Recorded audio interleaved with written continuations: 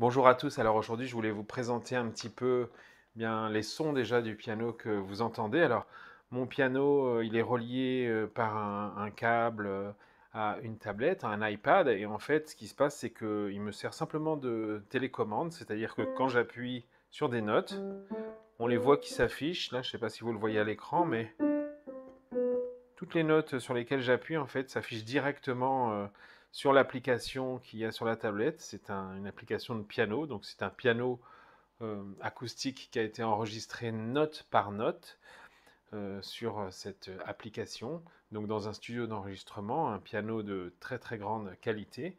Et non seulement il a été enregistré note par note, mais il a été enregistré les niveaux de vélocité, on appelle ça comme ça, c'est-à-dire la pression sur les notes, selon qu'on appuie tout doucement ou qu'on appuie très fortement. Eh bien, chacun de ces sons, chacune de ces pressions ont été enregistrées également pour chaque note. Donc, ce qui fait qu'à la restitution, au niveau de l'écoute, eh bien, on a un piano de vraiment très très grande qualité. Il faut savoir que de toute façon, au niveau du son, il y a toujours un débat un petit peu entre l'acoustique, le numérique, etc. Vous savez, l'oreille, c'est comme la membrane d'un haut-parleur finalement, c'est électroacoustique. On a le tympan qui vibre, mais derrière, il y a des connexions bioélectriques qui se font dans le cerveau. Donc en fait, au niveau de l'oreille, on ne peut pas faire la différence entre le son acoustique d'un piano et le son numérique d'un piano, si ce n'est la qualité du piano, etc. Mais que ce soit un piano qui joue, c'est des vibrations de l'air acoustique qui arrive à l'oreille, ou que ce soit un haut-parleur qui vibre, ben, ça émet aussi des vibrations acoustiques qui arrivent à l'oreille. Et après, c'est une interprétation bioélectrique qui se fait au niveau du cerveau. Donc voilà, il n'y a pas vraiment de différence en fait.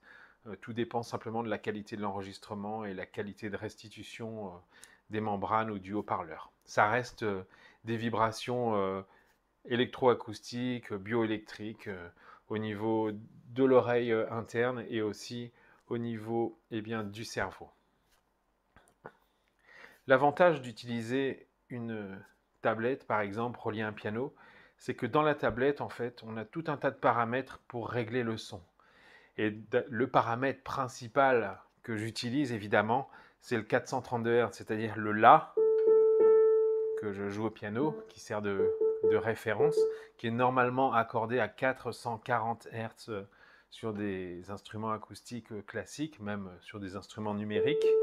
Et ben, grâce aux fonctions du logiciel qu'il y a sur la tablette, et ben, je peux décider de le mettre, de l'accorder à 432 Hz ou à n'importe quelle autre fréquence d'ailleurs. Quand je le change ici en fait, donc je ne sais pas si on l'entend sur le micro, mais en tout cas, le son se déforme légèrement de quelques Hertz.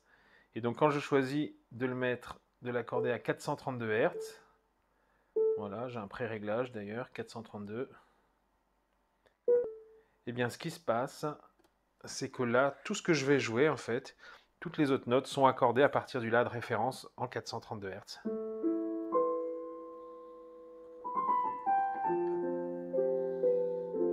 Et ça fait vraiment une différence dans le ressenti entre jouer avec un piano accordé à 440 Hz et un piano accordé à 432 Hz. Donc il n'y a que 8 Hz d'écart, mais ça fait une grosse différence.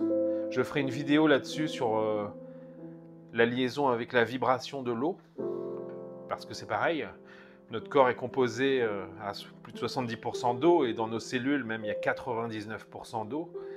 Et l'eau est très sensible évidemment aux vibrations, mais pas à n'importe quelle vibration. Et en 432 Hz, eh bien, l'eau vibre beaucoup plus harmonieusement. Elle vibre aussi à 440 Hz. L'eau, on peut la faire vibrer à n'importe quelle fréquence. Mais à 432 Hz, elle vibre beaucoup plus harmonieusement qu'à 440 Hz. Donc 432 Hz, c'est le La de référence que j'utilise pour accorder mon piano et pour jouer donc des morceaux. Et je peux vous garantir qu'au niveau émotionnel, c'est pas du tout la même chose. Les personnes sont beaucoup plus touchées émotionnellement quand on joue une mélodie à 432 Hz. Alors que si on fait la même mélodie, donc les mêmes notes à 440 Hz, eh bien, on n'a pas du tout les mêmes émotions qui sont libérées, donc c'est qu'il y a bien une influence. Et ça passe évidemment par l'eau, principalement, qui est dans le corps aussi, qui met en vibration les cellules.